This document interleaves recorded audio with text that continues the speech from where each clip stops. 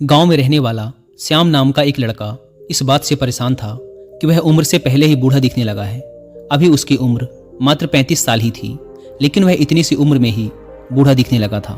उसके सिर के सामने के बाल झड़ गए थे और जो बचे थे वो सफ़ेद पड़ गए थे। उसकी त्वचा में झुर्रियाँ पड़ने लगी थी और आंखों के नीचे काले धब्बे आ गए थे। अपनी ऐसी हालत को देखकर वह बहुत चिंतित और परेशान रहता था। उसका स्वभाव काफ़ी चिड़चिड़ा सा हो गया था। श्याम के माता पिता और घर वाले भी उसके इस हालत को लेकर काफ़ी चिंतित रहते थे।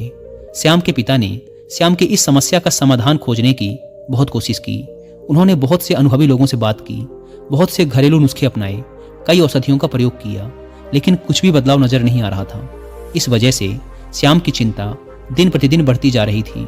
फिर एक दिन किसी ने श्याम के पिता को बताया कि यहीं पास के ही नगर के बाहर एक साधु बाबा रहते हैं जो कि आयुर्वेद के बहुत बड़े ज्ञाता हैं। आप उनके पास जाइए, वो आपकी समस्या का समाधान अवश्य कर देंगे। अगली सुबह होते ही श्याम के पिता श्याम को लेकर उस जगह पहुंच जाते हैं जहां पर वो साधु महाराज अपने शिष्यों के साथ अपनी कुटिया बनाकर रहा करते थे।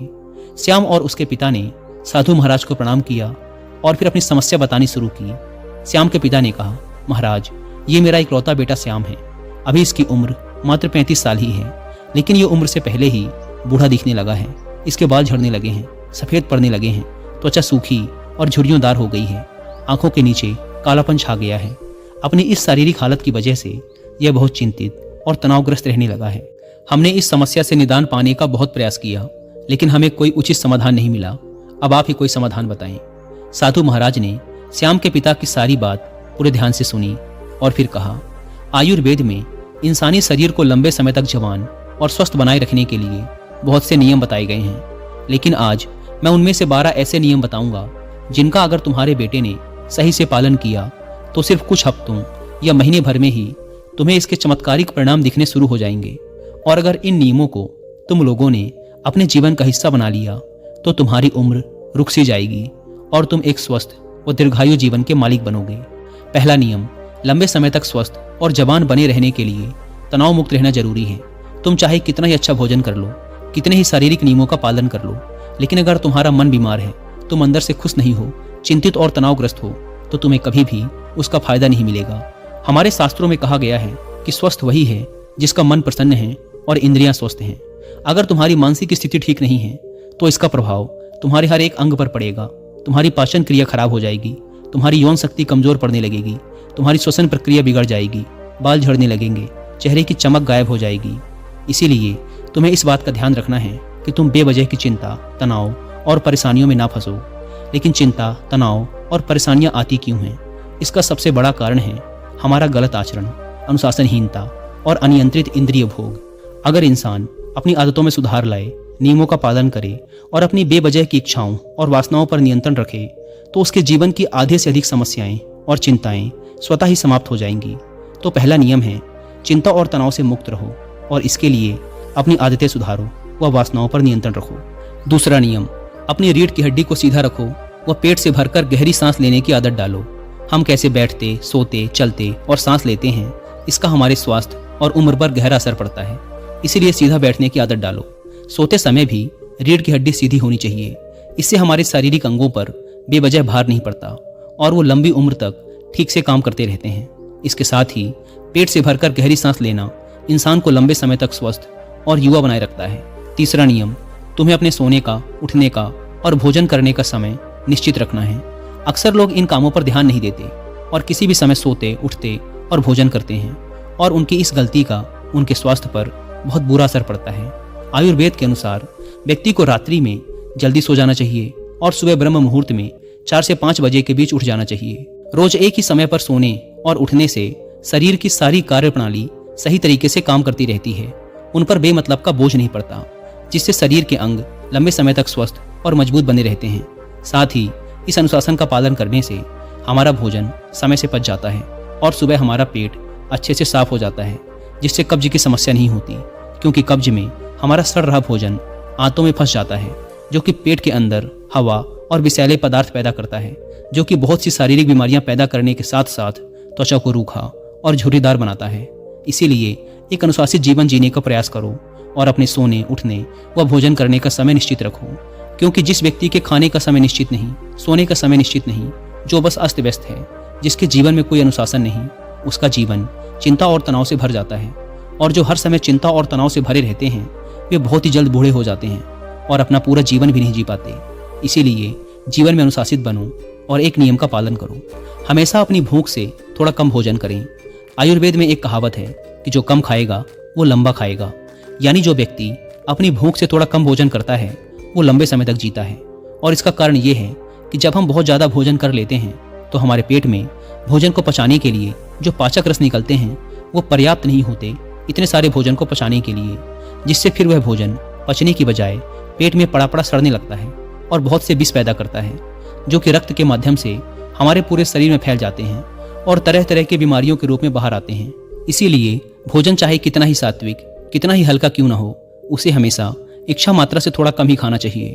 और हल्का व कम भोजन करने का एक फायदा ये भी है कि अगर कभी कुछ ऐसा खा लिया जो हमारे शरीर के लिए सही नहीं है तो वो भी आसानी से पच जाता है और हमें ज़्यादा परेशानी नहीं होती, क्योंकि ग्रहण किए गए भोजन की मात्रा कम थी।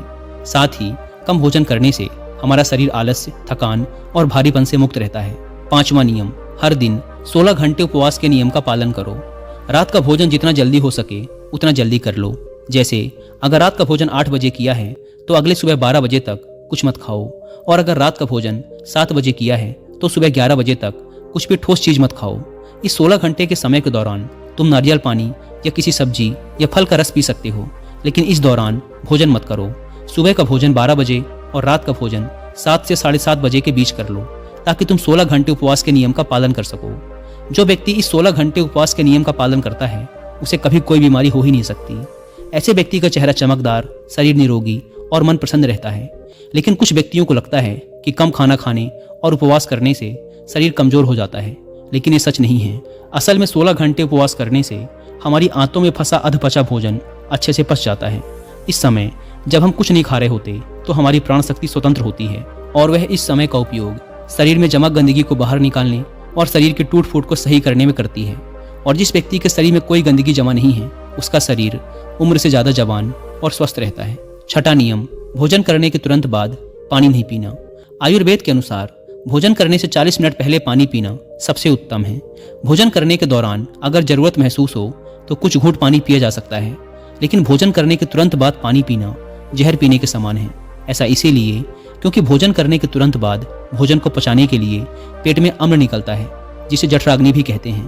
पर जब हम भोजन के तुरंत बाद पानी पी लेते हैं तो हमारी जठराग्नि शांत हो जाती है, जिससे भोजन ठीक से पचता नहीं और पेट में पड़ा पड़ा सड़ना शुरू कर देता है, जिससे विभिन्न प्रकार की पेट से संबंधित बीमारियां जैसे कब्ज, गैस बनना, खट्टी डकार आना इत्यादि होनी शुरू हो जाती हैं।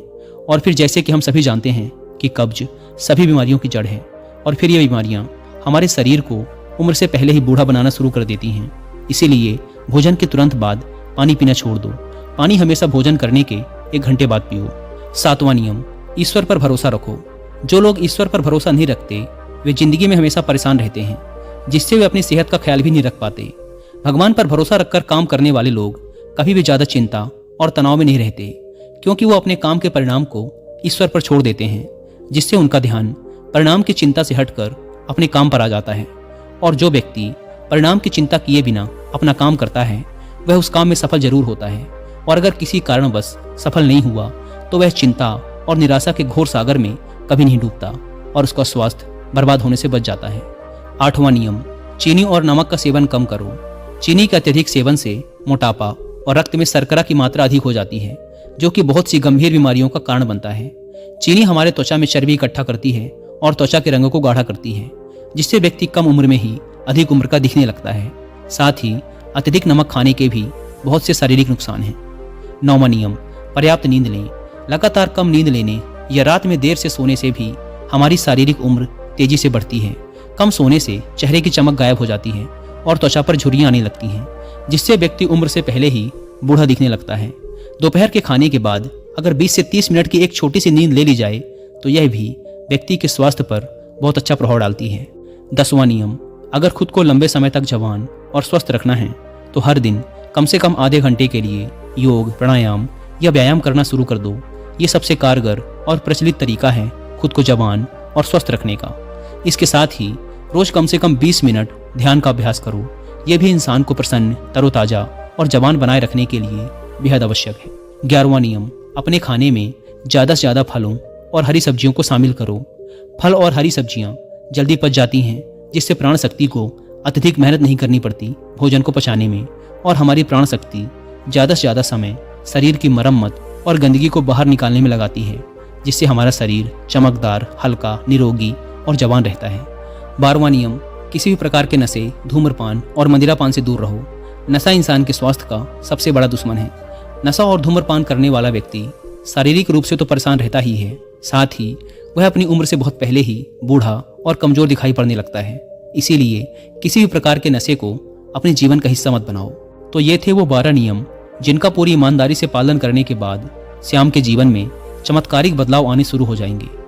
श्याम और उसके पिता को उनकी समस्या का समाधान मिल चुका था। उन्होंने साधु महाराज का धन्यवाद किया और खुशी खुशी वहां से चले गए। दोस्तों, उम्मीद करता हूँ